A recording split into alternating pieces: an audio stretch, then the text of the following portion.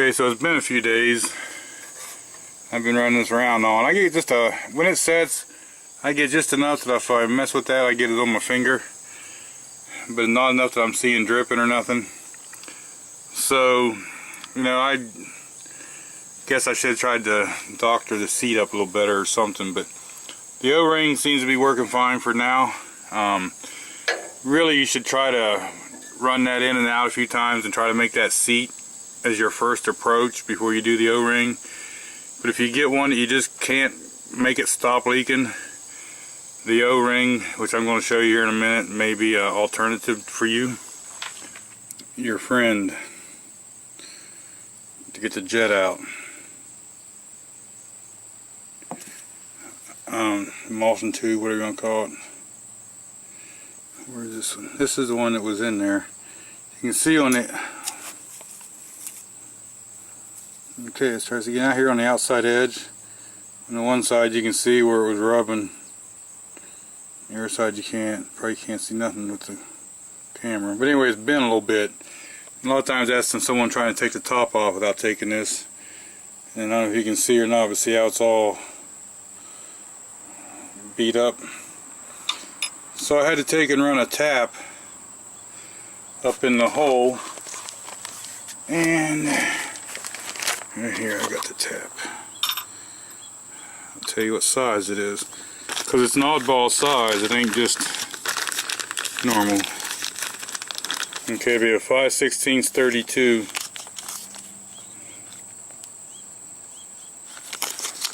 So I cleaned them threads up.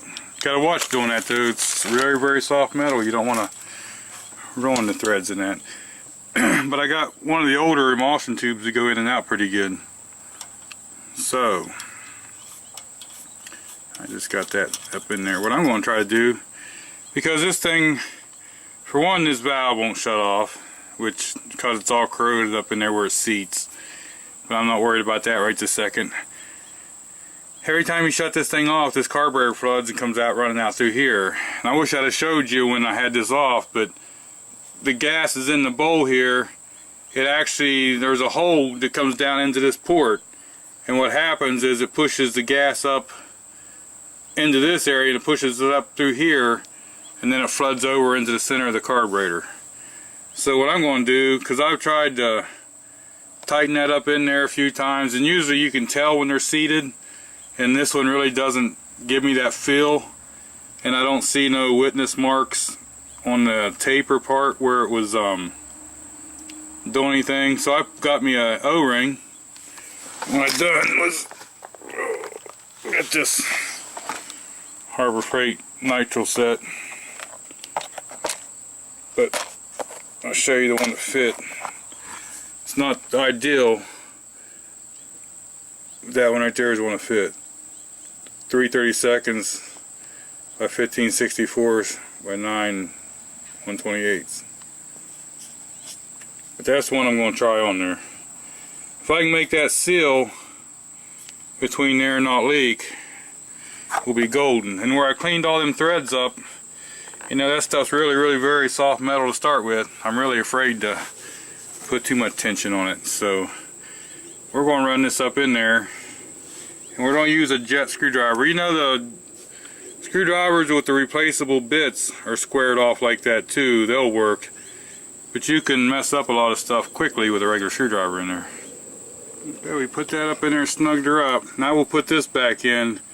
Now with that being that O-ring on there, darn it, it's probably going to set this thing down in the tube a little farther.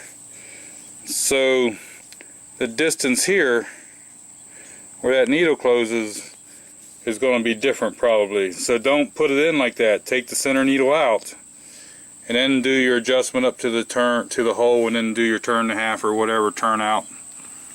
Don't just put it back in like that, because you might damage the other end. Now I want to take this one out. You got the spring, that little washer, and then you got an O-ring on this. So what I'll do is I'll put this in next. I've got that running. It doesn't grip when it's running.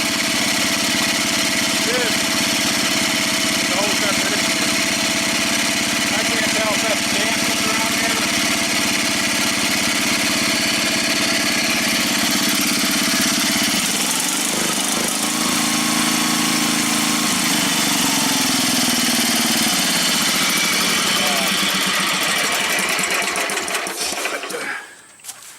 watch it for a few minutes and see if it still leaks. If it still leaks, then the O-ring did nothing. If it doesn't leak, then the O-ring fixed it. Okay, it's been 10 minutes or so. And a couple of times I thought I've got my finger damp, but this thing was leaking fuel too, so I don't know. It was running, you could see it drip, drip, drip. So far, like I say, it could be a little dampness. I ain't gonna say it's 100% fixed, but I'm gonna play with it for a day or two. I got some other things to do on this tractor and all while the hood's off. I'm gonna play with it a couple days and see if I still get a little bit of a drip.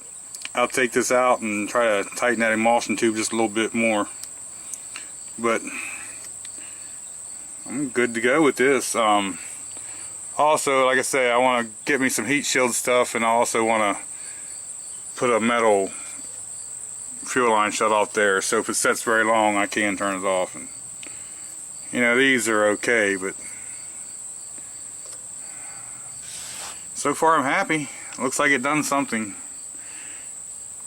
So if you have the leaky updraft carburetor, before you buy another carburetor, you may try the Nitrile O-ring on that thing and just see if it works for you. Can't say it'll always work, but it sure helped me. Thanks for watching. So, I do got this top link. It goes in here. As you can see, it is bent up somewhat. And I probably will take the time someday. I'll soak this and get it freed up, and then I'll take time and try to bend it out straight. See if I can make it work. But in the meantime, I got this. Now I know it's a little wide, but closest thing I could find. Got that at Tractor Supply. You know, it's maybe doesn't even go quite as short as that one originally did. But I think it's gonna be fine. It's wider. I'll probably put a couple spacers there and can just kind of like leave that one hang there. We're gonna give it a try. This is one of these really for a bigger tractor. 30 bucks. I figured try it out and see. Worst thing to do is bend it up and break it. So here's what we're getting on the blade here. This piece of metal in the front is just a piece of this flat stock. It's not really, it's soft, not really a cutting edge, but that's gonna be good enough for right now to see. I cut this here, this section here. It was all rotted and stuff, so I cut that out of there. It'd been nice to went the whole distance, and I was thinking about just putting a piece of angle in here, but this isn't a 90, so it was just easier for me to cut this and weld this piece back in. Easiest, and I could do it with what I had. So we got to get some holes drilled in here and oops, get the little feet put back on. Kind of marked with a grinder where they go. So we got to get some more done. The blade is going to survive. Now since the video, I have put a little more of the stuff back on the tractor. Let's see if it'll start. Try without no choke first.